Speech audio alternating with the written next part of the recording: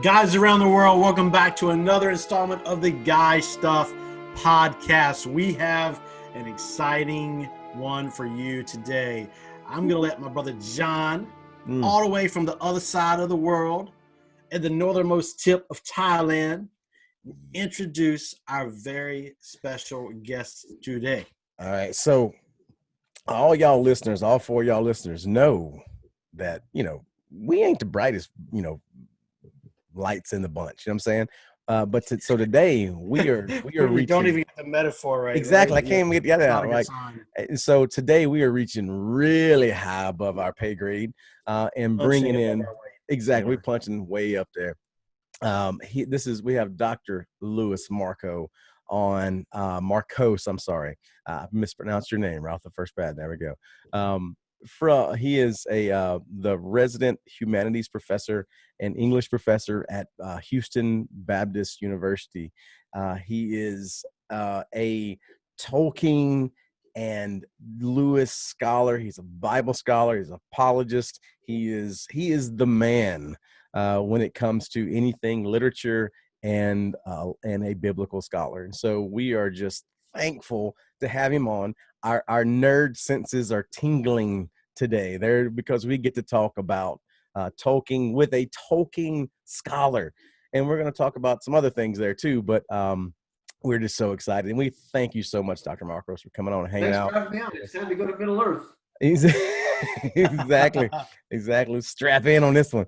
Strap in. Well, thank you so much again for coming on, and we're just excited to talk with you and just kind of see where the conversation goes, and because we really feel that guys should be reading some stuff. All I can say, gentlemen, is it's a dangerous business to open up your laptop.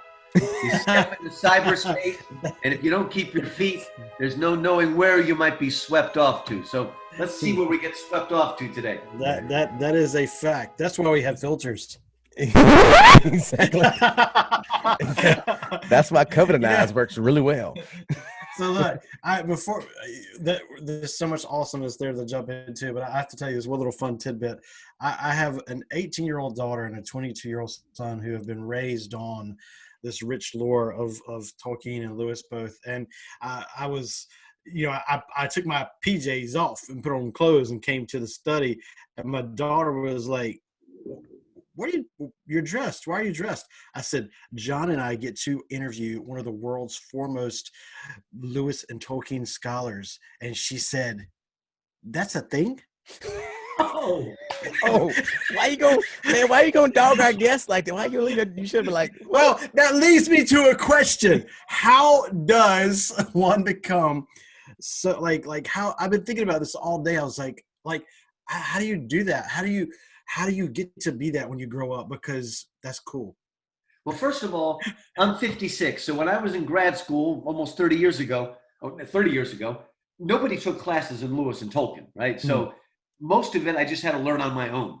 And I've always been reading C.S. Lewis from a young kid. I even read the Chronicles of Narnia, not knowing they were Christian. The Chronicles of Narnia. That's the Chronicles of Narnia. We love that Chronicles of Narnia. That's that Chronicles of Narnia. And I did all of that stuff, and I'd always read it. My specialty are the Romantics and Victorians, ancient Greece, ancient Rome. Love all the things that Lewis loves. And back around 1999, 2000, I did a lecture series with the teaching company. They're also known as the Great Courses. And they really liked what I did. It was on literary criticism. So they said, well, what else can you do for us? And I said, well, what about the Iliad and the Odyssey? That's already done. What about the Aeneid? Already done. What about Dante? Already done. What about Greek tragedy? Already done. Great. What? I said, well, I've always liked C.S. Lewis. Do it. So I spent 20 years ago, the entire summer, all I did is reread everything C.S. Lewis wrote, took cross-references like you do in the Bible, basically just studied it to the end. Then I made the lecture series, and then that turned into some speeches. It turned into a cover article in Christianity Today, and then it turned into a book called Lewis Agonistes. And then I just kept going and kept going. I mean, the way you become an expert, and with Tolkien too, you take all the books and you don't just read them. You got to read them and take notes, but you got to take cross notes. You got to have all the books out. And just like I said, just like the Bible, cross references. And one of the books I published is called On the Shoulders of Hobbits, The Road to Virtue with Tolkien and Lewis. And oddly enough, nobody had quite written a book that kept going back and forth between Middle Earth and Narnia. You know, essays, but there didn't seem to be any full books. And you know, they disagreed on some things, but there's so much overlap between those two worlds. And even though, sadly, Tolkien looked down on the Narnia books, he thought they were too allegorical and he thought they were too hastily written. Folks, I'm sorry, but compared to The Lord of the Rings, creation was a scrappy job. I mean, you only had days to do it. Okay, so it's really unfair to use The Lord of the Rings as your measuring rod, right? And gentlemen, we all should have sons like Christopher Tolkien, who spent the last 50 years editing everything his father did. My son has, you know, the little thumb drive with all my unpublished books. Keep an eye on this, son, you know. And but it's really a matter. See, what I love about, okay, you know, I speak on all different people, Wordsworth and Tennyson, but it's totally different when you speak to a Lewis crowd, because you might speak to a Shakespeare crowd, but I'll bet none of them have read every single play by Shakespeare. But you talk to people and they maybe haven't read, you know, he's written like 40 books, but they've read dozens of books by Lewis. They've read books about Lewis. They've read Lewis's, I mean, you just don't see that passion almost anywhere. Even Tolkien, there is a little bit, but Lewis is the most. I mean, everybody wants to know everything about Lewis. But Tolkien, I mean, you know, you could just keep going on forever. You've got the Silmarillion, you've got the Unfinished Tales, you've got the, you know, the Book of Lost Tales, you've got all the history of Middle Earth, and it just opens in front of you like a great vista. And gentlemen, maybe a good way to begin. Now, I doubt that in Thailand they have a Renaissance festival, but I'm sure they have one in North Carolina. They really don't. Anthony, do they have one? Absolutely. Yes, Okay. they do. And lots of them. I love going to the Renaissance. One of the biggest ones in the country is North Houston in Magnolia, it's called. And every year I would take my kids, we'd all dress up. And I love to go. And it was about 3 or 4 years after I started going.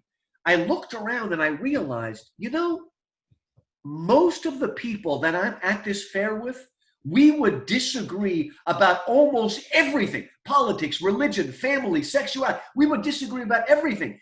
And worse, most of the people here would disagree with every single thing the Middle Ages stood for. And yet they're here.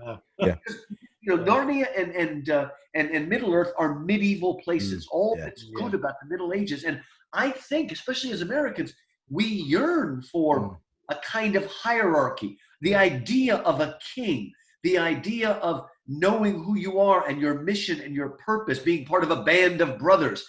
And I think that even though Americans say we want everybody to be exactly the same, egalitarianism is called, I think they yearn. I think they yearn for a world where just by looking at someone, you can actually tell whether it's a man or a woman, right? That is a beer wench, okay? It makes dating a lot easier. I do know that. And this guy, I know this guy's a man, even though he's wearing a skirt. I know he's a man because he's a Scotsman, just like Jonathan. He walks around, he's got a skirt underneath. That's why he's sitting down. I do have one there. It's a plaid one, so it works out. I know it sounds crazy, but people, and I think it's the same reason people are attracted to the Lord of the Rings. They want a place where people have meaning, where men can really be men and live by honor and live by courage and desire, you know, to sacrifice themselves if they have to. We just don't see that. That's ridiculed, and yet people are drawn to it, whether they want to admit it or not. That's what we see in the world of Tolkien. Yeah, and that's the thing. It's really interesting to see how Lewis and Tolkien, that's their like people, like the starting off point. It draws people into that world. And Tolkien was like, I mean, just being drawn into the world of Middle Earth and how he explained and how he just painted the pictures and just when you write, you know, 7 pages of just what the hills look like, and, you know, and people are walking through the woods, and that keeps you pulled in. Like that's just, it's an amazing thing. And then when the films came out, it was like, it literally gave you a way of transporting yourself there. And I think that was, I mean, for me, it was it's one of the books that we put on, we have a list where we're trying to do the books that changed our life. And Lord of the Rings changed how I view things, changed my thought process, changed a lot of stuff about me. Other than the Bible, it's one of the most influential books in my life. And it's just really interesting. The movies too. Yeah. I mean, I can't imagine. I mean, I did enjoy the Narnia movies, but I can imagine my life without them. I can't imagine my life without the novel or the movies of Lord of the Rings. I could do away with that ridiculous animated Lord of the Rings. That was interesting, but even that one, I love that little that was my first exposure. Exactly, that was the first time. You mean the animated Hobbit or the animated Lord of the Rings? Both, the animated Lord of the Rings, the Hobbit and the Lord of the Rings. Yes. It was kind of weird, that weird where they paint over people. Yeah. That was a little bit, I mean, they was doing some acid back then, but I mean.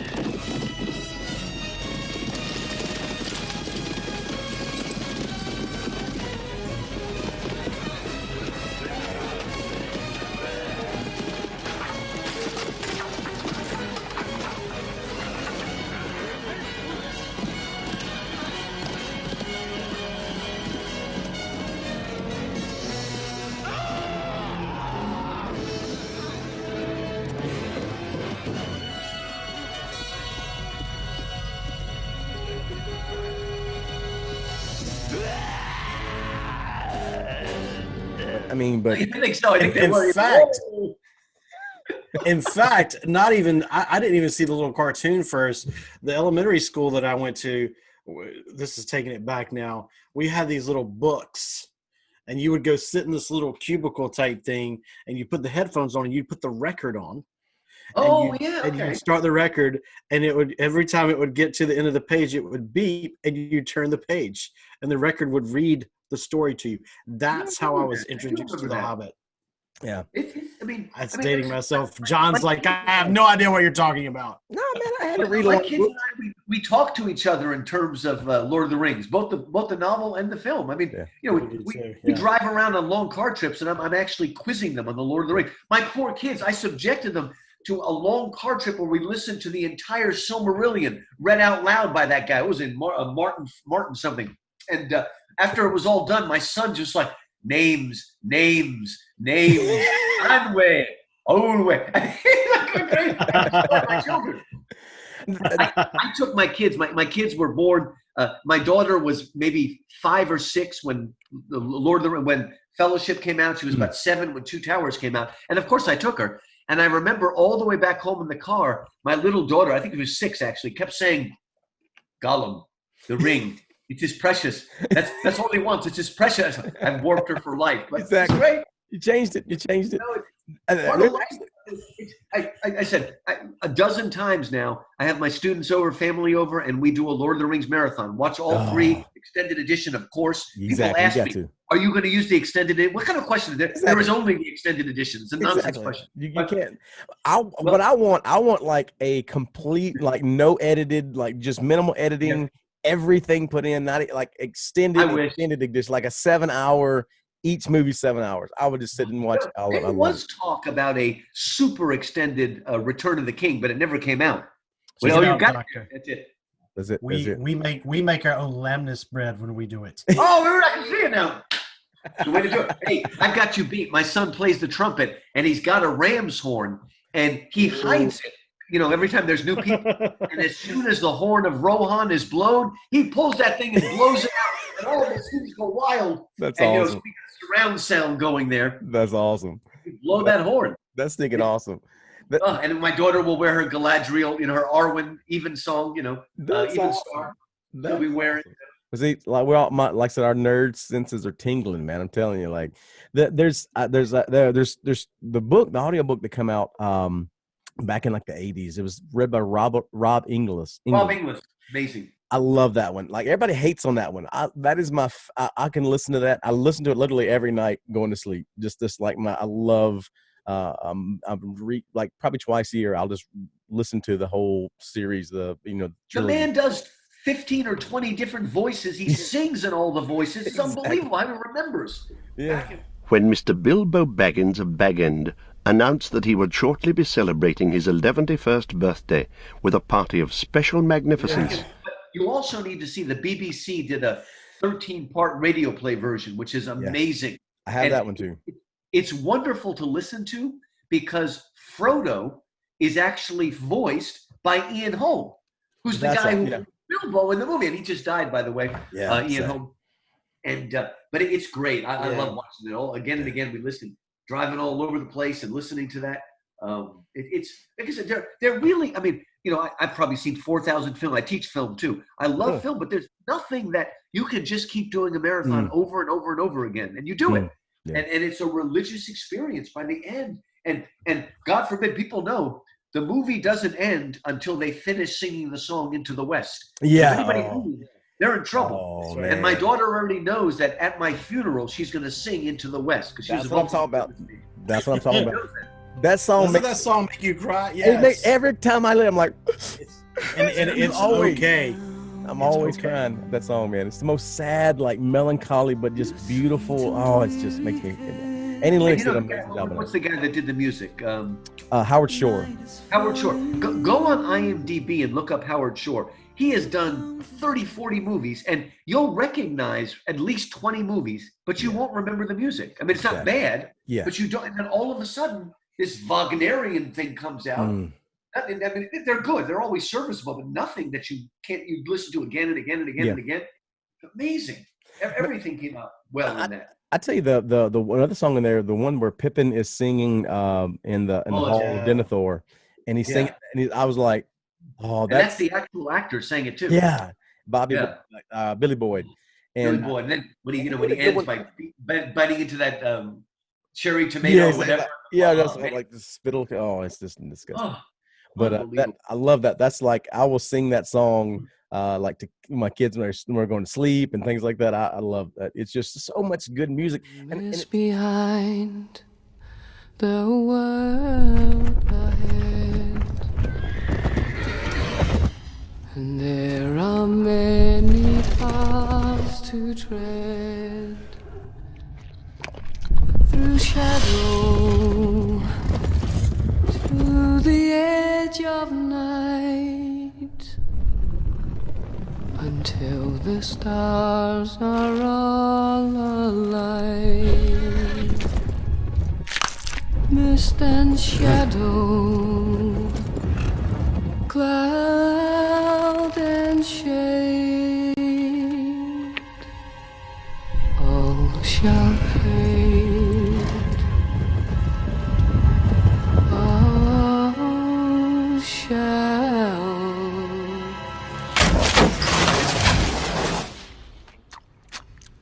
fade. I mean, that's the thing that I'm glad the movies did, and the books kind of was like weird. Like, why is there so much singing?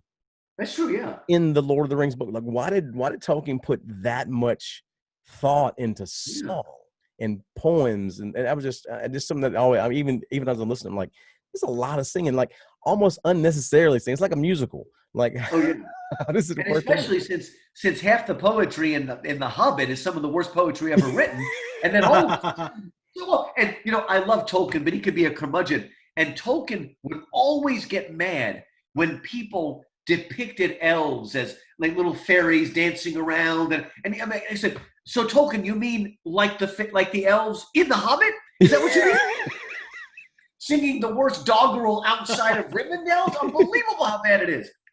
It almost makes the Goblin song sound good. But you know, and I'll tell you, the movies, of course I love the novel too, but there's a few things that the movie improves on. I mean, in the novel, the death of Boromir is so-so. In the movie, that is the single best death scene in any movie ever made. Unbelievably powerful. And only by just a little tweak, right?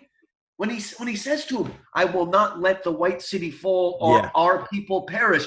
Our people, you know, I would have followed you, my friend, my captain, my king. I mean, unbelievable. And again, we're talking about manliness here. That is manliness.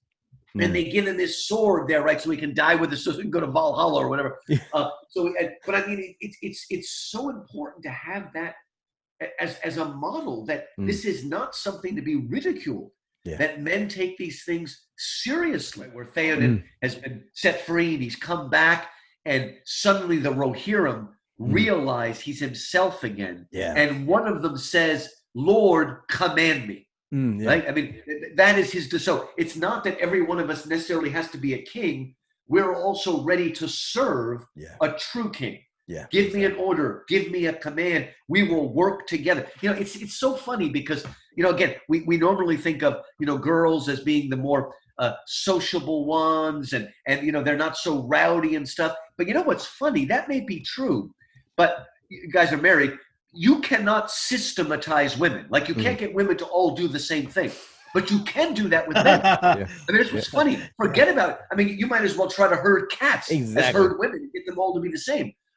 Whereas men, we're ready to join that phalanx and go in there and fight side by. There's an old song. Actually, the lyric is by Oscar Hammerstein before he joined Rodgers and Hammerstein. What is it? Give me some men who are stout-hearted men who will fight for the right they adore. Start me with 10 who are stout-hearted men, and I'll soon give you 10,000 more. Shoulder to shoulder and bolder, they go in the way. And then when stout-hearted men stand together, they can do anything. Yeah. And Lewis and Tolkien were both what I would call apologists for friendship, right? Yeah, and a male friendship, much of the great things, and Lewis lists them, was done by male friendship, whether it was the apostles going out 2 by 2, whether it was the civil rights movement, whether it was Wilberforce and his friends, whether it was the Romantics, whether it was the Inklings. So much of it was done by a group of men that came together and worked together. And today, and especially in America, male friendship is under attack from outside and inside. Let me explain what I mean. It's under attack by people who think it's sexist or old boys club or whatever. But male friendship is also under attack from within because a lot of young men will not get close to one another because they're afraid everybody will think they were gay. Right. I am so thankful that Lord of the Rings was made in Australia and New Zealand. Yeah. Because if Lord of the Rings was made in America, what would they have changed? Think about it. What is at the heart of that movie? That'd be gay. Like Sam and Frodo would be like. Yeah, in America, they would not have allowed Sam and Frodo to be that close because people then, still some Americans think that. Yeah. But that's the heart of that. And it's so important because one of the ways men learn, one of the ways we learn the sort of limits of our body is by roughhousing and smacking guys in the butt and skinny dipping and all that sort of stuff. That's actually how you understand your own masculinity and your male body. But now guys won't do that because they're afraid people will think they're gay. But when you don't do that, you're more susceptible to losing any sense of your masculinity. So it's a horrible, vicious circle. And things are so much better in Australia and New Zealand, okay, where obviously the men are more understanding of who they are. They're not so intimidated and things like that. They know their masculinity. I will push back on that a little bit, Dr. Markos. Is that changing? I got a lot of friends in Australia, and really? And they probably listen now, so I'm gonna dog them too. They a little bit not the most masculine. They're not the most really. Masculine. So is that maybe that's maybe it's just what we see? Yeah, exactly. It's starting to change a little bit. They it used to be the men are men and the sheep is nervous, but that's Scotland too. Exactly. I've heard of Scotland. That's Greece. The enemy's brilliant because the enemy has used culture to convince men that any kind of love for another dude can only be homosexual love. Mm-hmm. Yep. And the enemy tries to take scriptures like Jonathan and David, and try to paint this picture of them being lovers. Yeah. And it's not. Men crave and need that close relationship.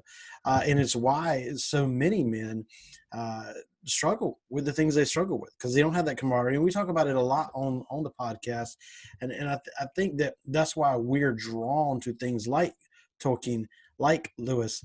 My dad, when I was little, I grew up knowing our family history, and I was attracted to swords from day one. I loved them, and my dad worked in a machine shop when I was small, and he was funny. He was like, I'm not going to buy one of those plastic swords and waste my money on this thing you're just going to break.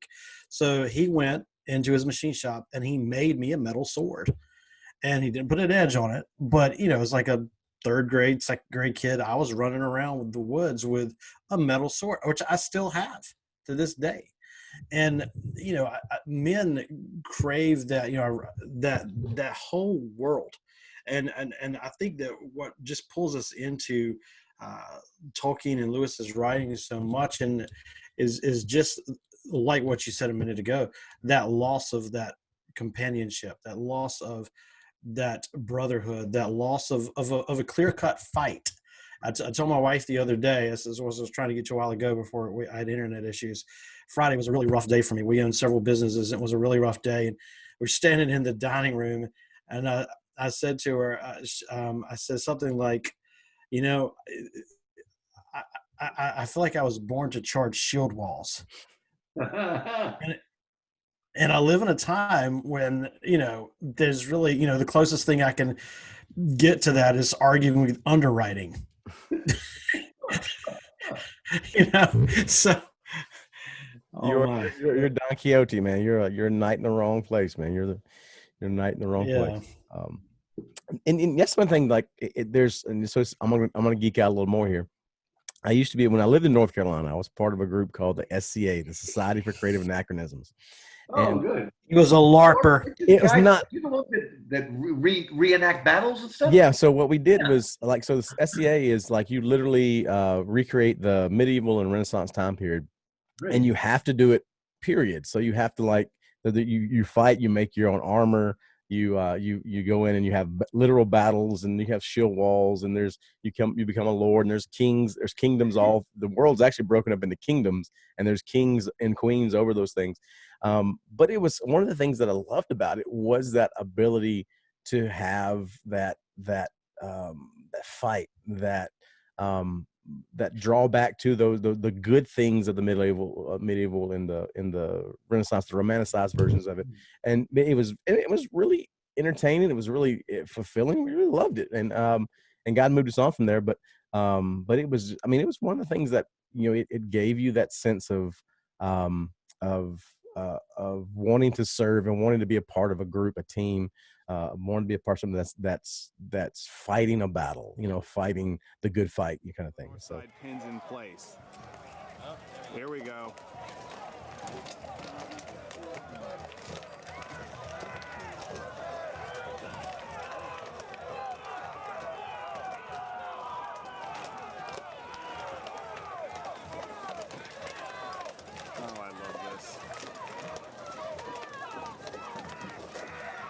Anyway, yeah, I understand that. One show that I just finished watching. So it's like Dungeons and Dragons for grown-ups. Yeah, that's true. Have you guys watched the show Lost Kingdom yet?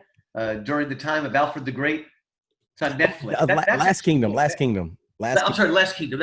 I love that show. That's I feel like I have. Noble Last guy. Kingdom, yes. Last Kingdom. Yes, He may be a pagan. He may be a pagan, but I mean, but it's great because you see what he fights for. You see what honor means and dignity means, and you know, it's great. You just don't see characters like that much. Yeah. And that's the thing is we talked about this. We have a filmmaker on from England or from UK. He was talking about there in films today there's very few good and bad characters. Every character is completely flawed. There's no like good clear cut evil, good versus evil. It's always like just worse versus bad versus worse. It's not really. That's basically what they did in Game of Thrones. That was the idea in Game of Thrones. There's no actual real hero per se. And it's sad. It's really sad. And I think that doesn't. Lascivious dwarf is the hero. Yeah. You know, not it.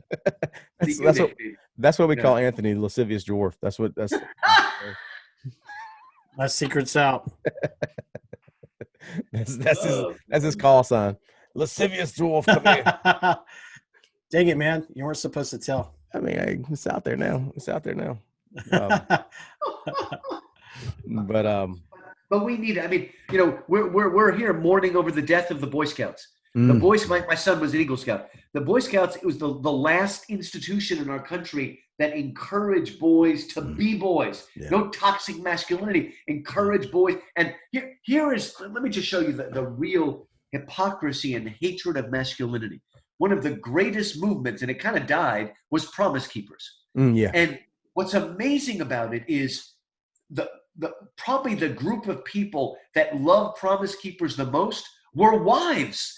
Finally, we've got husbands who are making a vow to be a faithful father and a faithful husband and involved father. They took vows of racial reconciliation long before BLM and all this stuff.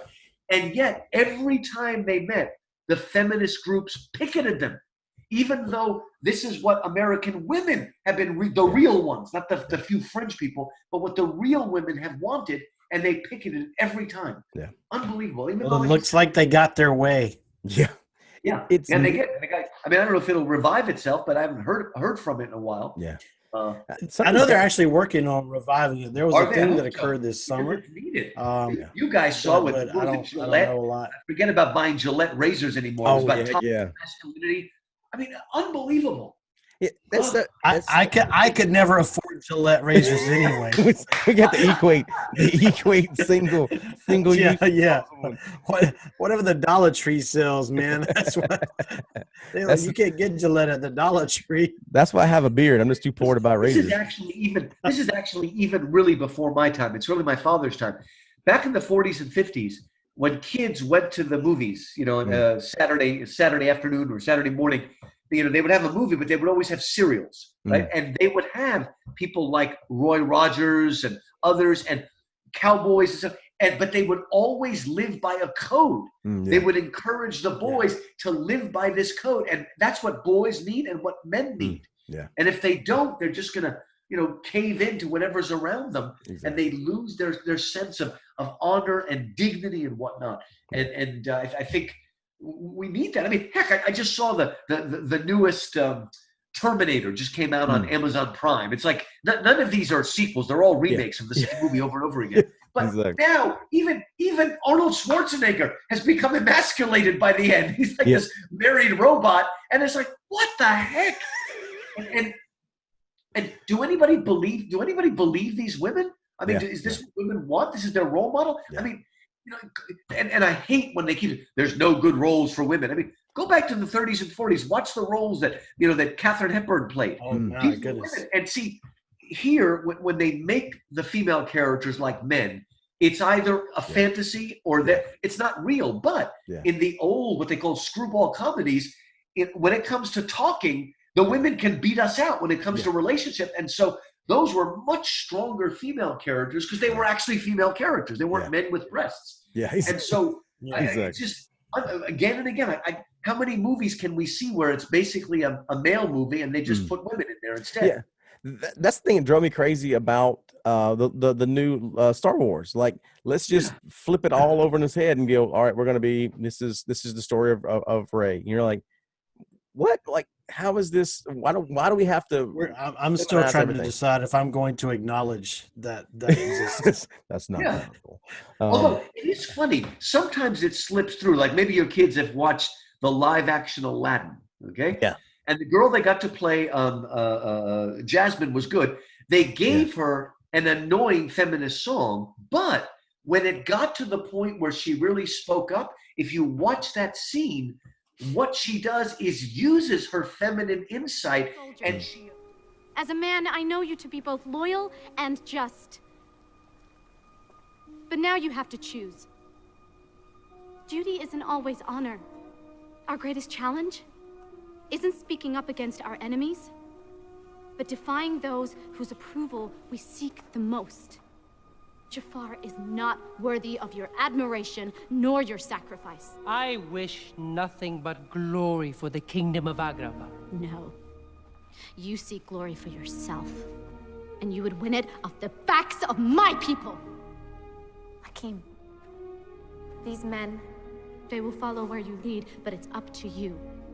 Will you stand silent while Jafar destroys our beloved kingdom, or will you do what is right? What she does is uses her feminine insight, and she, as a woman, she appeals to the man to live up to his code, and he does it. So even though the song itself was feminist, when she really did it, it was extreme. Whoever wrote it, that scene was well written and believable, and it was a feminine kind of courage, like something Esther does in the Bible, rather than just a man that's played by a woman. Yeah, they probably lost their job. What's that? Go ahead. What's it, Anthony? They probably lost their job after that. Oh yeah, that's right. Just kidding. Well, you know something. You hit on something. I'm gonna say this, and I'm gonna get out, and I'll let No, you go jump in, ahead. John. You hit on something. You mentioned Esther. I've seen this before. We've all seen this out there before, and I've said this to my wife, and I think it's so true. Why would any woman spend their time trying to be like a man? They're so much better. I know. I mean, really, they have. God has created them specifically and special, and like, why try to be like us? You're so much better. If you know what I mean, Yeah. That's why you should see. Of course, I'm a Star Trek fan, and Star Trek Next Generation season 3, 4, 5, 6 were great, but nothing beats Babylon 5. You ever watched Babylon 5? Never got into Babylon 5. You have to get into it. I never got into that one. But it's great because they do have feminine characters in there that are really feminine. And even though the head fighter is a woman, she is female. I mean, she's her problems and stuff are feminine. She's a believable feminine character, just like Eowyn. Yeah, just like Eowyn. Yeah, that's what I was going to go with that one. Is saying that, like, Tolkien brought that idea of Eowyn up as this the female heroine that killed the Witch King, and so, like, I always wondered why. Spoiler alert for the two of you who've not seen it. Exactly. Like, why? Here we go. Why Tolkien did that? What was his? I know he's not allegorically doing stuff, but is it tied to around his Catholicism that he wants to put this strong female character in to kill the Witch King, or how's part of it is his knowledge of Norse mythology? I mean, usually it's male fighters, but you've got Brunhilde, the great Valkyrie, that falls in love with Siegfried. So, I mean, there are, and just like I said, there's in the Bible. Now, here's the important thing. Okay. People tell you, and they're absolutely right, look at Deborah in the Bible, right? And also Yael or Jael. But if you read that story carefully, the reason that Deborah has to rise up and do that is that the man who's supposed to do it is a complete and utter wimp, and she's forced to do it. Yeah. Right. So there are times when we as men abdicate our responsibility, God will have to raise up women, but that's not the normal way to do it. Yeah. Right. And see, this is what, I'm not in favor of women pastors, but if we're going to have a women pastor, this is going to sound strange, but if we're going to have a women pastor, I'd much rather we do it the Pentecostal charismatic way than the Episcopalian way. Oh, yeah. Presbyterian. And that's what I mean by it. When like the Episcopalians, the Anglicans, when they want to have female priests, first of all, because they say they believe in the Bible, they go in and change the Bible to say what they want to say. Yeah. And number two, I hate to say it, but most of those women priests look like men. They cut their hair like men. Yeah. But at least when I see the Pentecostal preachers, usually the Pentecostal women preachers are very feminine. They wear their hair long, and they try to at least find a feminine strength in what they're doing.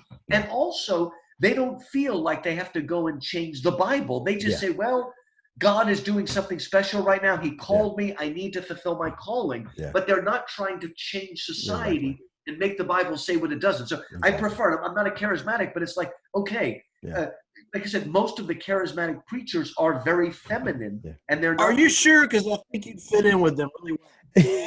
What's that? I know, I'm pretty wild. There we go. I met this man. I actually got to go to All Souls Langham Place when I studied in London as a student, and got to hear John Stott preach for a whole spring. It was great. And I remember there was an old man there, older man, he was in his 80s, and he said, he talked to me and he said, can you tell me, I keep hearing about these calisthenic Catholics. And of course, he meant charismatic. And I had this image of Mary full of grace, and it was just hysterical. Calisthenic Catholics. Calisthenic, that's what he said, calisthenic Catholics. Okay, there we go. But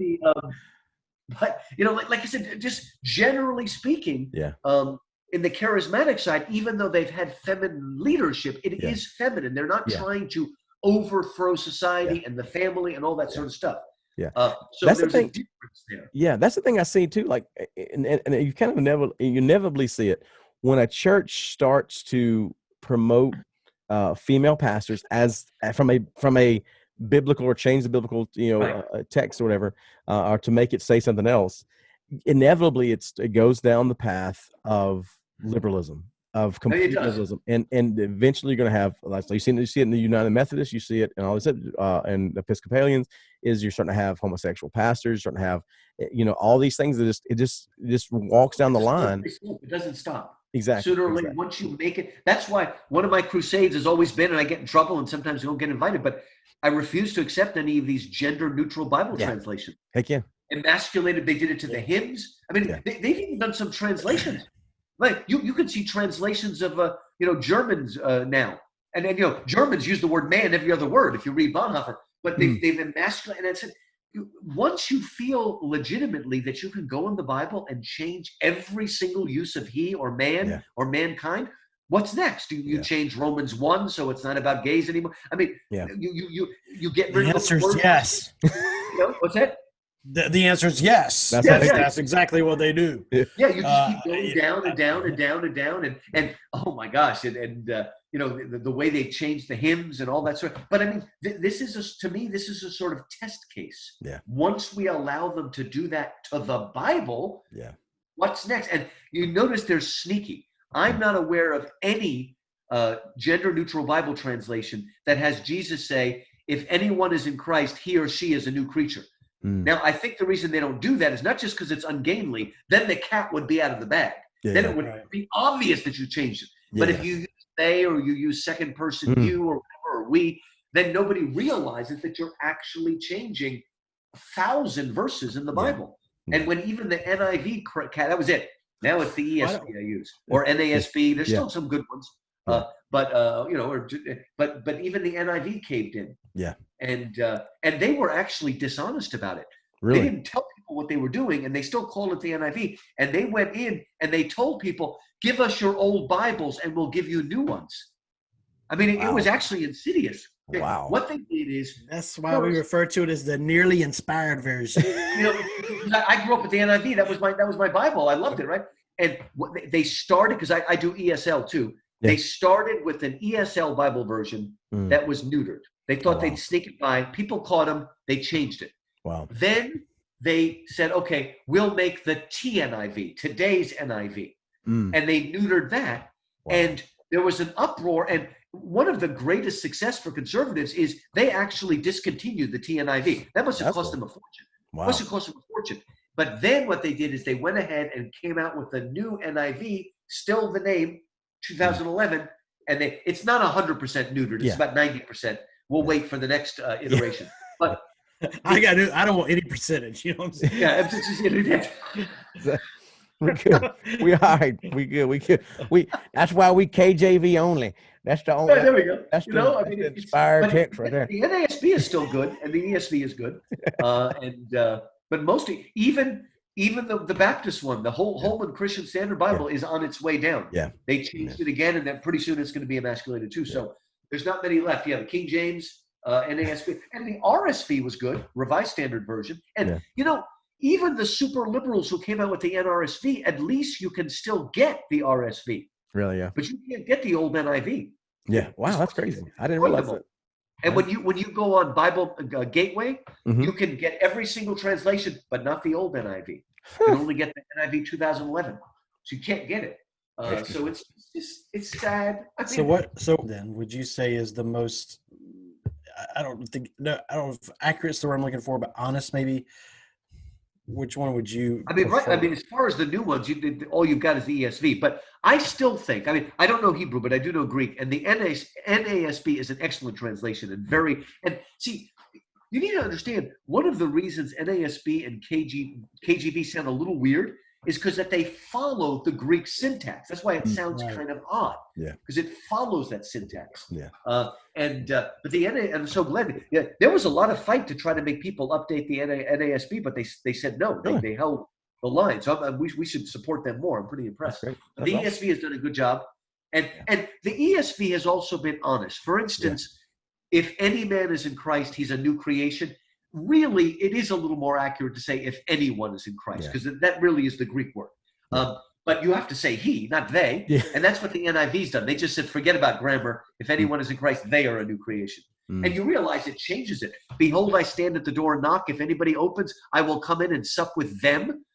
Suddenly we've got a group, which, sometimes that's important. But that's not what the focus. The focus is an individual time with Christ. So it's actually changed the meaning. Yeah. There is one translation, I can't remember what it was, that didn't like Son of Man, so they actually translated it Human One.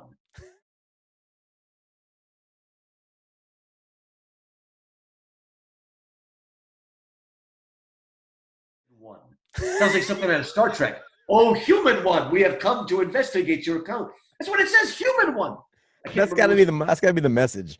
The message. Yeah, the message. Yeah, unbelievable. Unbelievable, man. Oh man. Well, we're kind of getting off on a theological side, which is really cool. It's good. No, it's good. I kind of want to keep going that line. But like with Tolkien's theology of Catholicism, and then with Chesterfield, right? And they're Chesterton. That's always Chesterfield. Chesterton.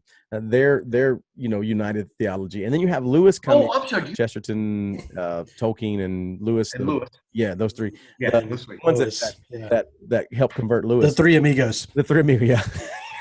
Yeah. Steve and the other ones, Chevy. And we'll die like dogs. No, we will not die like dogs. We will fight like lions because we are the Three Amigos. I'm thinking of George MacDonald. Yeah. The other one. Yeah. Now, of course, Lewis never met Chesterton, but read his books. Okay. Yeah. Okay. So. Yeah, but it was his books that really. Yeah. But here, let me give you an example of Chesterton. He wrote a book, "What's Wrong with the World." He wrote it about 100 years ago, and he said, "This is my definition of a feminist. A feminist is someone who dislikes the chief feminine characteristics." He got it 100 years ago. He got it exactly right. So he knew what he was talking about. There you go. And so like in that we have those influence from Tolkien, from Chesterton, from other people around him that was predominantly Catholic. How do you think, like looking at Lewis's writings, how do you think he come to the very much Protestant type of faith? Well, I mean, he did grow up Church of England, and he never felt any need to leave the Anglican Church. And he grew up in Belfast, North Ireland, before he grew up before it was a separate North Ireland. Yeah, when it was all together. But it's amazing that he's not anti-Catholic because he even grew up with all of that. Yeah. But Lewis, he doesn't talk that much about Mary. He certainly was pretty high church. Yeah, he certainly believed in the real presence. His later works, he seems to toy with the idea of purgatory. Of course, I'm a Baptist, but if you love Dante like he did and I didn't teach it, you have to think about purgatory, right? Because you've read it. But he seems, he went to confession every week, Lewis. He did receive community, so he saw the real presence. But he was, I think he probably had some problems with, Mary and the Pope and things like that. And Lewis felt this is where I was called, a simple layman of the Church of England. And, God knew what he was doing, because at its best, Anglicanism or Episcopal, when it's worthy of itself and not going crazy, is what they used to call the via media, the middle way.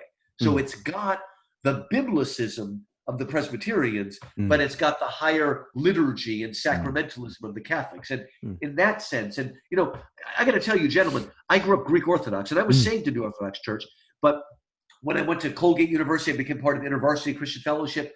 The Lord moved me into the evangelical room. And most of my friends I knew that were Orthodox, Catholic, High Anglican, if they were serious about Christ, the Bible, evangelism, they were all becoming, Baptist, Presbyterian. And now a lot of my best students are going the opposite way. They're feeling called into Catholic, Orthodox, or High Anglican. I think they're hungry for liturgy, for sacramental, for holiness. Also, a lot of them read the early church fathers, and that gets them really interested as well. And, the Catholic Church is not going to vote and decide to have gay priests tomorrow, that doesn't mean that a lot of the individual Catholics are very liberal, but it's, I don't know if you've seen that with your own friends, but more and more, they're moving in that direction, interestingly. Actually, it's funny you say that. I did my master's at Liberty in worship, and part of that was we studied Dr. Robert Weber's works, his concept of ancient future worship. He actually has a seminary in Florida, but that's a lot of what that's about is reaching back and pulling some of the the things we have cast aside in the evangelical circles that were beautiful, that taught truths, that reminded us week in and week out of these deep truths. And I've actually seen that among some of my friends. I don't know if John has, where they've become much more. I've even seen former students, like that I coached and taught, that have left evangelicalism and became Catholics because of the structuralism. I don't know if you. Yeah, the structure. It's when you think about evangelicalism, it's it's like Baskin Robbins. You know what I'm saying? Oh, yeah. You know what I'm saying? You've got this church here where they're evangelical and it's fog and lights and it's a big show. Then you've got this other one that's like really earthy and acoustic, and then you got this other one that's more everybody's wearing a suit and it's it's just like 31 flavors of it. Whereas they can feel like, okay, this is one thing I can kind of get with this one thing, and when I travel, I know I can find somewhere to do mass. Yeah, right. And that's the thing, though. I have seen that from a few occasions of it, is that longing for structural, that longing for hierarchy, that like go back to what we're talking about with Tolkien, or just with the longing for bowing the knee to a king and the hierarchy kind of thing. I've seen that happen, but mostly I've seen people who don't study theology. They're not studying theology. They romanticize that part of it, and they don't go what actually is being taught. And so, like my wife grew up Catholic. My in-laws are, my father-in-law just became a deacon in the Catholic Church. Took him 8 years, and just became a deacon in the Catholic Church and stuff. And so I had to study the Catholic theology because they want me to become Catholic. I'm like, nah, I'm all right. I'm good. So I had it when I started studying. I'm like, man, there's a lot of things that I heard about Catholicism growing up that was not correct. But there are some things that I didn't know about Catholicism that is correct, that is, is very much against the gospel. And I go, but there are some things that we have, like you said, we've thrown out from it that was beautiful, that should be there, that, that even the thought of having that almost like high church, that reverence, that reverent time that's there. It's so something that I now Jesus is our homeboy.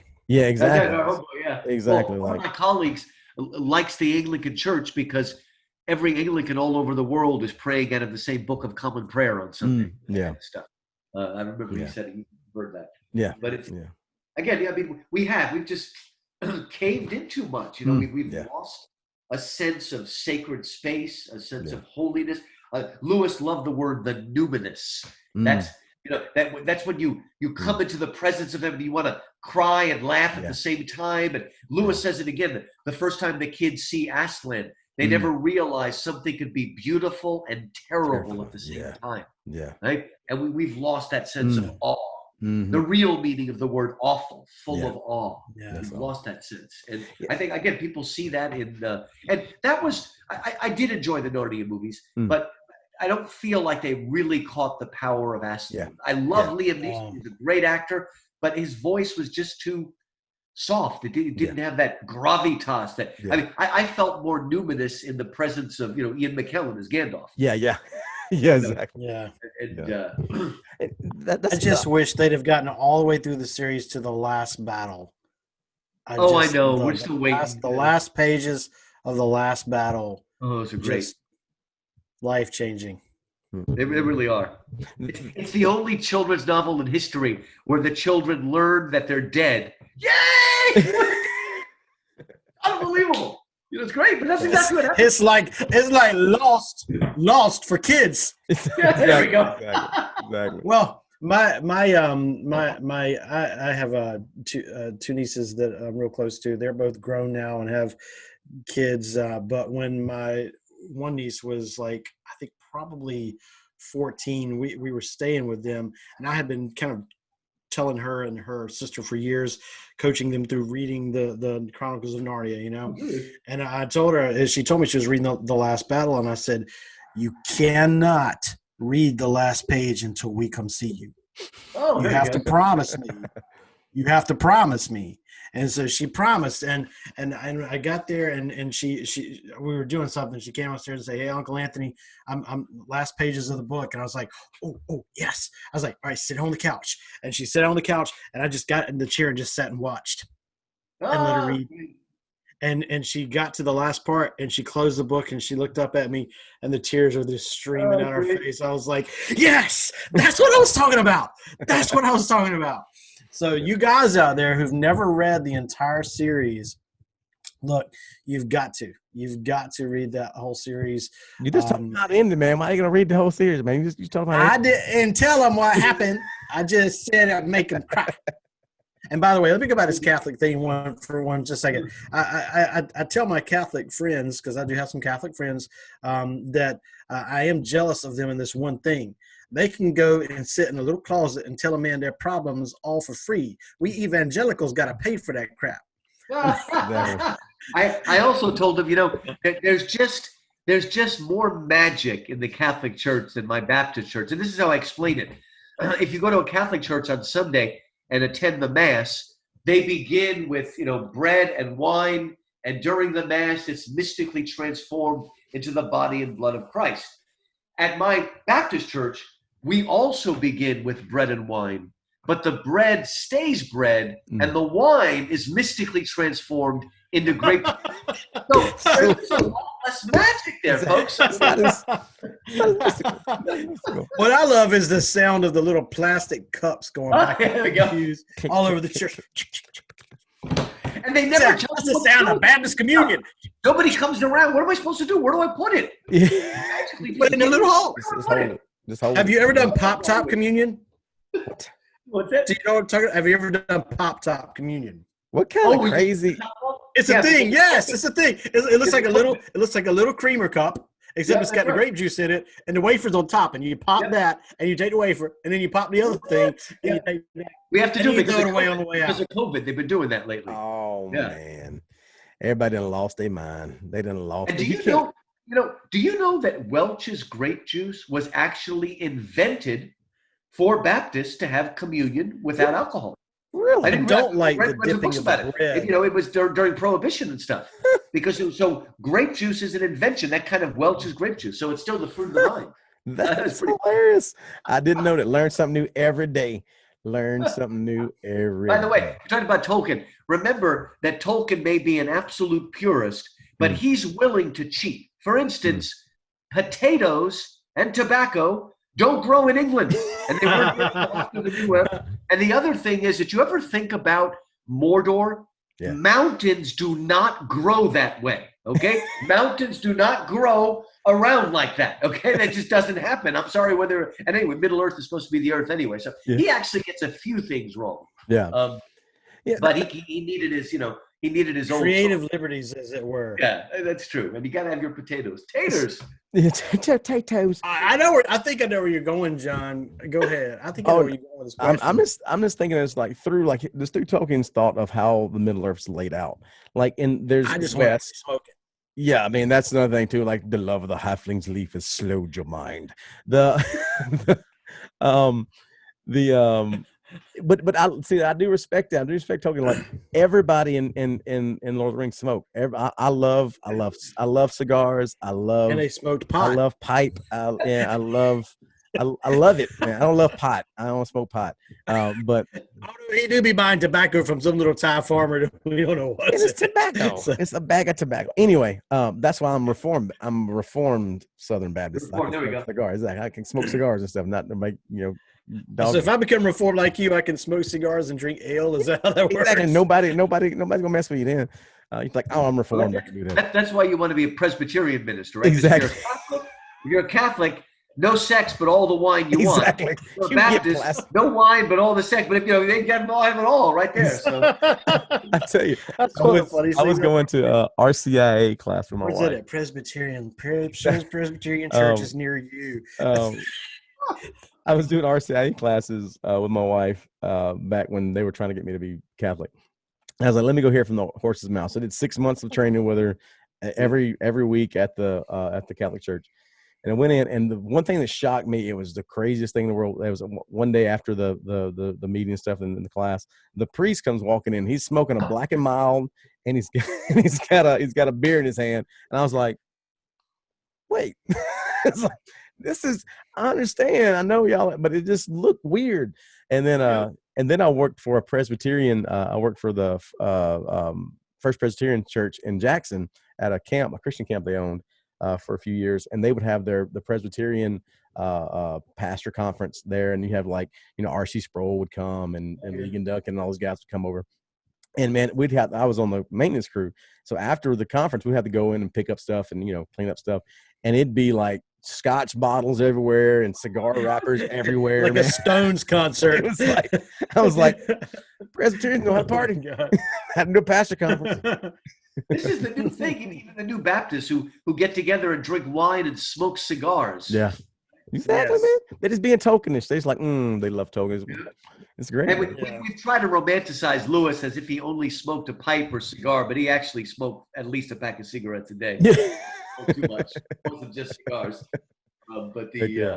Those were trying times, though. Yeah. There we go. They're trying times. Exactly. I gotta smoke a cigarette. It's very nervous looking at the skyline. But the desire and just something about Middle Earth.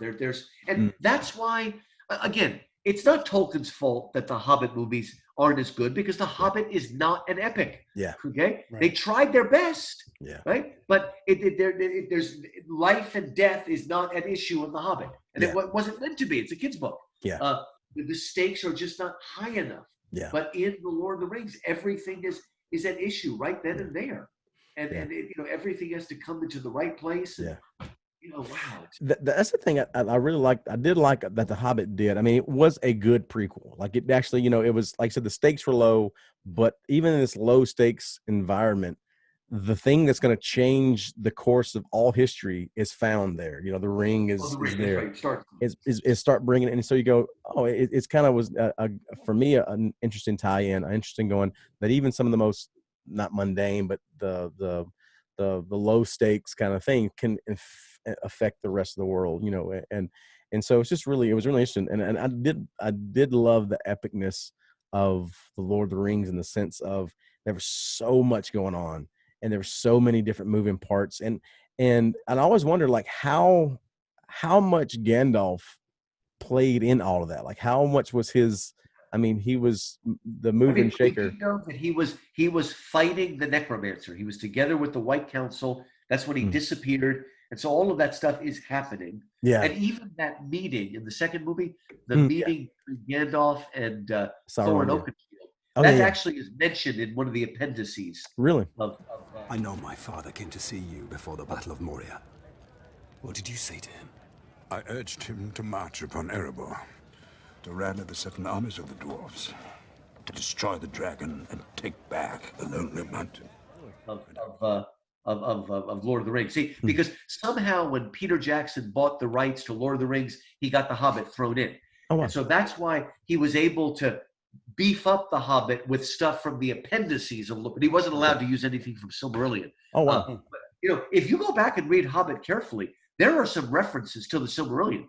Even to when the elves and dwarves started to hate each other, and he didn't talk about the Silmarils and all, but it's all there. He's actually talking about it, and you're confused because he says goblins rather than orcs, so you don't realize what he's talking about. But it is in there, Yeah, that's one thing. A question I had too, like I wanted to ask for my little question list was like in the book, the orcs seem to be more mannish, like seem to have more humanistic features and characteristics versus the movie, and even like the Black Riders seem to have more humanistic characteristics in the book. Like they're coming and talking to people, and people are not like freaking out. The orcs are much scarier in the movie because really there are times in the novel where the orcs kind of sound like the stupid people that work for the bad guys in movies. They're not as absolute. I mean, but if you read the Silmarillion, then you realize they're elves that have been twisted and perverted. They're scarier, and of course the fighting Uruk-hai. But they're not as fearsome as they are in the movie. Wow, the movie is just So why don't we ever see? This is actually one of my literal questions, and thank you, John, because that was a good segue to my question. Why don't we ever see baby orcs or female orcs? We don't, and I mean, because they are twisted elves, and I mean, I think even Tolkien realized that theologically there's a problem. Is this like a completely, utterly fallen race? I mean, it would have been nice to have like one orc that went to the side of the good or something, but we don't see anything like that. They're again, the idea is that they're twisted so that the what do you call those? The trolls are ents that have been twisted and perverted, and the orcs, and he says that somewhere. The orcs are elf, and I've wondered. He never says it, but I've wondered sometimes if the dragons aren't perverted eagles. But he doesn't say that. But he does actually say that the ents were twisted into trolls. That was almost the name of my rock band in middle school. Twisted Dragons. Perverted eagles. Perverted eagles. I'm just kidding. Oh Lord, this is what I got to deal with all the time, Dr. Markos. I get it all the time. You can check out any time you like, but you can never leave. Exactly. That's right. That's right. Into it. There's a connection that you just made there that really, I kind of loosely made it, but it never really solidified. You just said it, that with the elves being kind of the angelic thoughts of Tolkien's world, that would make sense that these are like almost demonic fallen creatures or perverted creatures that are basically angels, the fallen angels that's perverted. And I remember you talking about on a podcast about Dante's Inferno, was talking about how Satan can't create anything. It's just he perverts the goodness. That's something that's very strong in Augustine. And also, J.K. Rowling got attacked so much. My guess is she probably is more or less Christian, probably of a more liberal variety. But when you look at Harry Potter, her understanding of good and evil is absolutely orthodox, Augustinian. Evil is a perversion and a twisting. The fancy word is evil is a privation. It's a negative. So, like if there's a rip in my shirt, the hole in my shirt is actually nothing. With that, evil's like that. It's a twisting. So Satan cannot create. He can only twist and pervert and destroy. So the original angelic beings are the Valar. Right? There are slightly lesser angels called Maiar that serve the Valar. Right? And the big bad guy, the super bad guy, is a guy named Melkor or Morgoth. And he was a Valar that corrupts. So he's like Satan. But then Sauron was once a Maiar, a little bit lesser angel as opposed to archangel. He went bad. Also, there were some Maiar that got corrupted and became Balrogs. So Balrogs, the fire demons, are Maiars that were corrupted. Also, Ungoliant, the original Shelob, is also a Maiar that got twisted into spider form. They're not really spiders, but they're evil angelic beings that appear in that sort of form. Now also Maiar, the lesser angels, that's what the wizards are. Really? So that's why when Gandalf faces off against the Balrog, they're equally bad. They're both Maiar. Wow. They're both lesser angelic beings in those forms, in the form of old men as wizards. Awesome. And then he's brought back. And that's kind of in the Silmarillion when you look at the whole story there. So the elves are not angels. They're more like, Adam in the garden or something. They're more perfect. And remember too that the elves are immortal, but they're not eternal. Okay, they're not outside of time like God or something. And their lives are linked to the life of Earth, what Tolkien calls Arda. And sooner or later they'll pass away with the earth.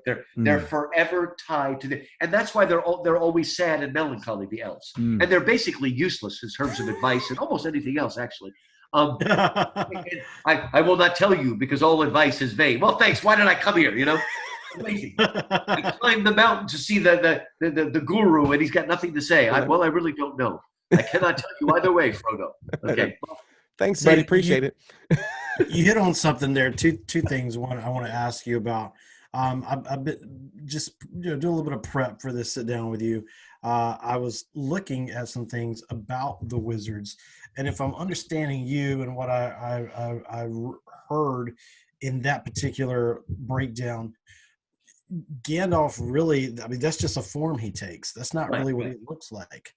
So that's all the wizards. They're called Istari. And the wizards only come to Middle Earth in the early Third Age. So the wizards aren't even there, like at Numenor, when the ring is forged. They come later. I mean, they're older because they're Maiar. And we don't learn a whole lot about them. You know, we know that there's the, you know, the brown, the white, and the gray, and then there's 2 blue ones. But that's what I was about to ask you about. I was about to ask you about the 2 blue wizards. Yeah, we don't. I think they made a joke about that in the Hobbit movies. Like, I can never remember their names. The white, then there are the 2 blue wizards. You know, I've quite forgotten their names. Their names or something like that. It's like a little joke. That makes sense now. Well, I heard recently. I heard that there was that he almost wrote a sequel and actually started it and abandoned it. Could you talk to that a little bit? Do you mean sequel to The Lord of the Rings? Or to what? Yes. Yeah. I mean, remember, we do get a little to The Lord of the Rings. Yeah, if we read the appendices, we learn a little bit more about what happened to the people. But I do not think he was going to write a whole book about, you know, the Second Age and all that. Because we're really moving, whatever.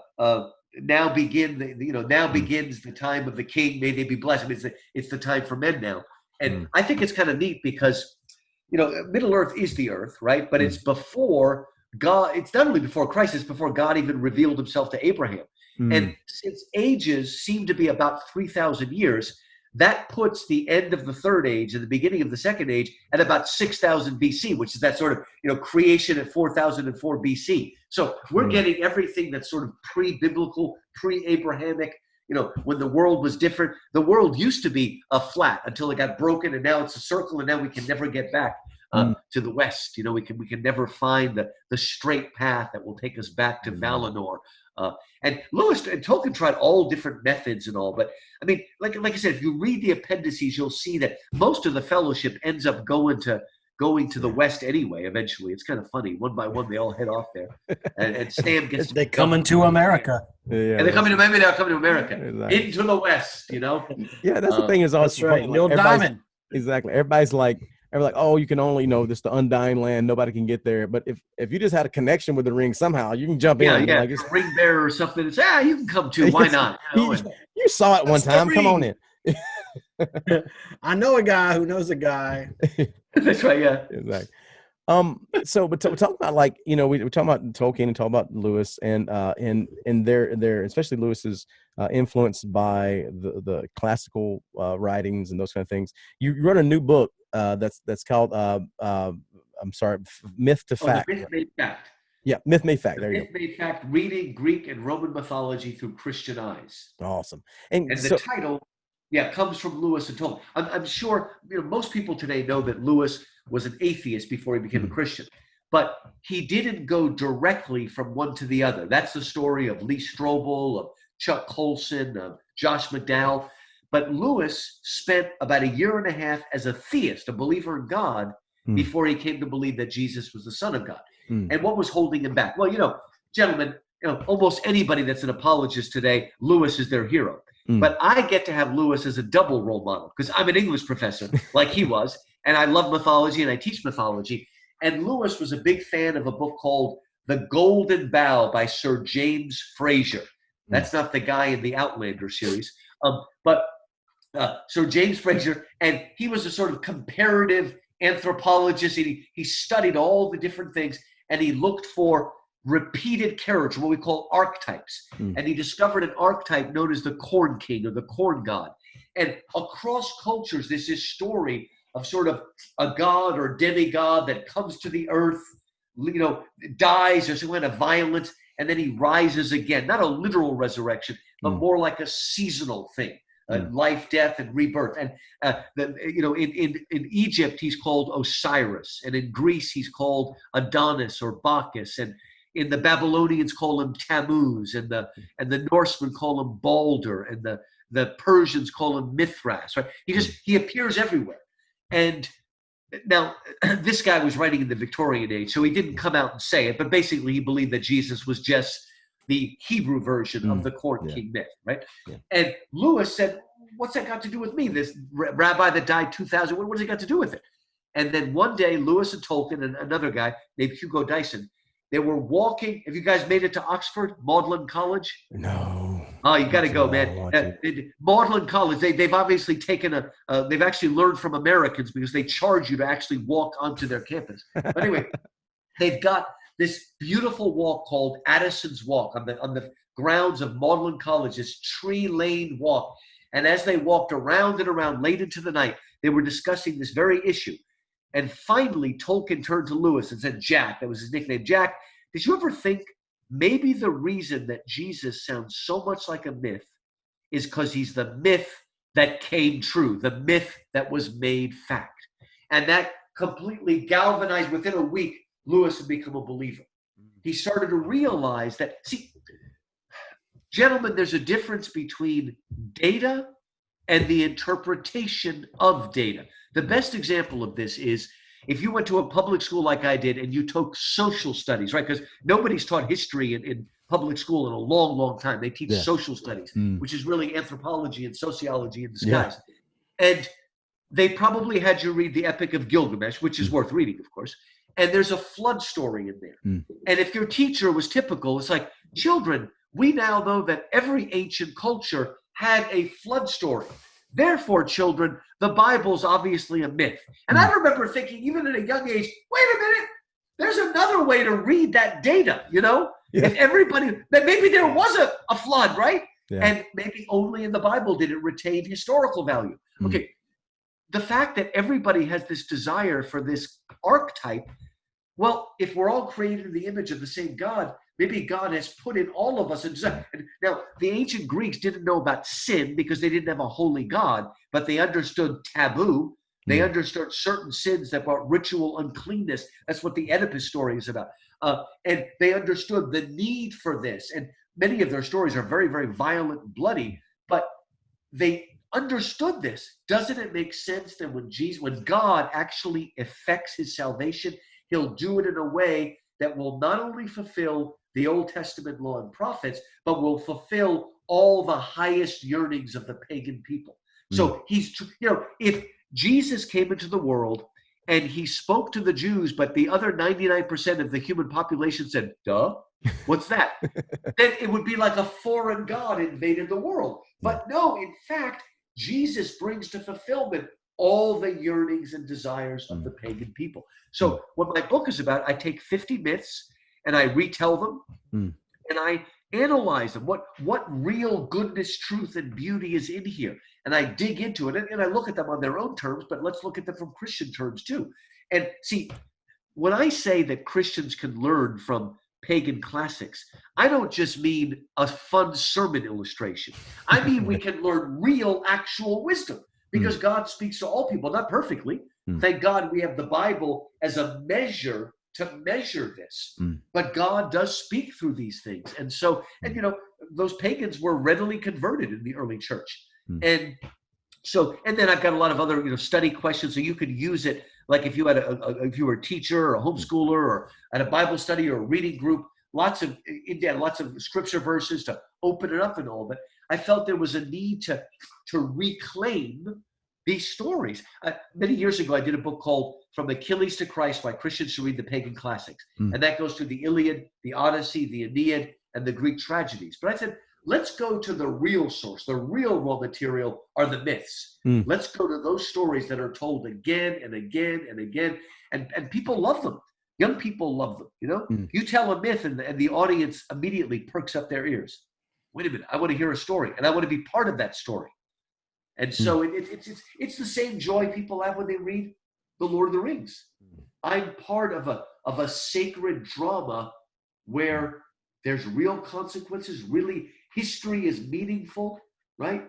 And there's great sorrow, but there is a overarching story. There is hope. Paul said faith, hope, and love, and the greatest is love. But today, people have some idea of faith and love, but hope, nobody even knows what that means anymore. It's pie in the sky, by and by. We've lost a real sense of hope. And you know who the embodiment of hope is in Lord of the Rings? It is Sam. You know what the embodiment of hope is? bringing your pots and pans into Mordor in case you have time for a nice stew. I mean, this is amazing. Awesome. That's the hardest thing that he has to do when he finally has to throw away the pots and pans. Yeah. He is the embodiment. He looks up and he sees that star, which is actually Eärendil's ship. That's really the last of the Silmarils. And he realizes there's hope, that the darkness does not last forever. Even darkness will end, right? The sun will shine, and when it shines, it will shine the clearer. Great stuff. Amen. Boom. Where's my mic? Drop my mic. Drop the mic. Drop the mic. That was good. Well, you know, I think too, your book is probably even more timely now than it would have been 20 years ago, because we live in a neo-pagan world. We do. I mean, we really do, and so we need to think about these things as we approach the lost. You know, evangelism needs to look a little different than it probably did 20 years ago. And we're, you know, in some cases, literal neo-paganism. I mean, like people are like down with Odin and whatnot. So that's timely. I'm gonna have to grab a copy of that. Or if you want to send us, some autograph copies, Dr. Heiser did, so we'd be okay with that. I'm just saying. We'll drive on down there, man. Well, you know, we need our rational and logical apologetics. We need science, but we also need. I teach at Houston Baptist University, and we have an online master's in cultural apologetics, which means you also do the literature, you do the myth, you do film, you do all that stuff. Because right now, we're going to reach this generation by telling a better story. They want to be part of a story that's bigger than themselves. And if we don't give them a good story, they're going to buy these crazy stories that they're given, you know, and with their fractured fairy tales and politically correct fairy tales and whatnot. Amen. You know? Amen. So the final story of this thing is, hey guys, read. read. And read to your children. Yes. And I'm so glad because when I was a kid, my mother read to me, but as far as I recollect, once I could read myself, I don't think my mother read to me, right? And I'm glad I learned. I don't even remember who it was that talked to me and told me.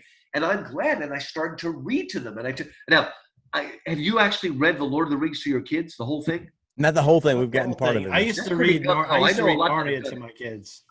You know, that's pretty good. But I started reading to them. And it's in a lot of these classical Christian schools that I speak for, they're still reading out loud in 9th grade, reading parts of, because they're meant to be heard orally. It is important. I'm glad I picked up on that in time. And I published 2 children's novels. One's called The Dreaming Stone, in which my kids become part of Greek mythology and learn that Christ is the myth made fact. And the second book is called In the Shadow of Troy, where they become part of the Iliad and the Odyssey and have to save Western tradition. And the third book, which I'm still waiting to get published, is called The Gates of Freedom. And they become part of the Greek-Persian War. And while my son is helping to convince Leonidas to fight, my daughter is helping Esther, because it's the same guy, Xerxes, That's who awesome. destroyed Greece and Israel. That's very cool. So it's like we need these stories that we can be part of. That's awesome. That is awesome. Well, Doctor, we have been. Oh, we've been going. There we go. We have been blessed. I mean, I feel like I don't even know where to start, man. I just feel like I've learned, and you're throwing stuff in and like just little comments on stuff that's like unlocking pieces of Lord of the Rings. I'm going, oh, okay, you know but this has been huge. We're gonna. I feel like we're gonna have to have you back at some point. We got to have you back on. We should do it. Here, I'll end with one more thought. Just something that people often don't realize, and the movie does it, but it's not quite there. And that is, why is it that the ruse of the ring can work? Why does it work? And it's there, but you have to read carefully. The reason that they think they can actually get it into Mordor is that they know that Sauron simply cannot conceive that anyone possessing the ring would willingly destroy it. So we need to understand that evil is ultimately blind. As C.S. Lewis said, goodness understands goodness and it understands evil. Evil doesn't understand anything. It doesn't understand goodness because it's a negation. So again, Sauron simply cannot conceive that anybody would destroy the ring because he wouldn't do it. And so again, we need to understand that goodness is stronger and it's also wiser. Evil is ultimately blind. And that's something that's in Lewis and Tolkien, and oddly, it's in Harry Potter too. If you look for it and understand it, it's in Harry Potter as well, because that's within the tradition. I think I heard her say once that she can't be in the same room with the Chronicle of Narnia without starting to read it. So, I mean, she loves Lewis. And look at her now. She's very liberal, but she's standing up for truth right now. There you go. Isn't that interesting? And getting a lot of heat for it. So. Timely advice as we're recording this on 11/2/20. So y'all think about that.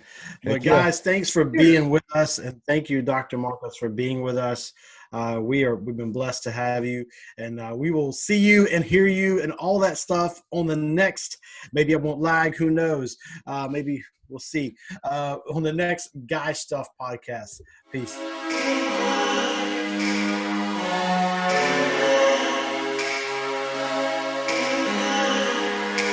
Thank you.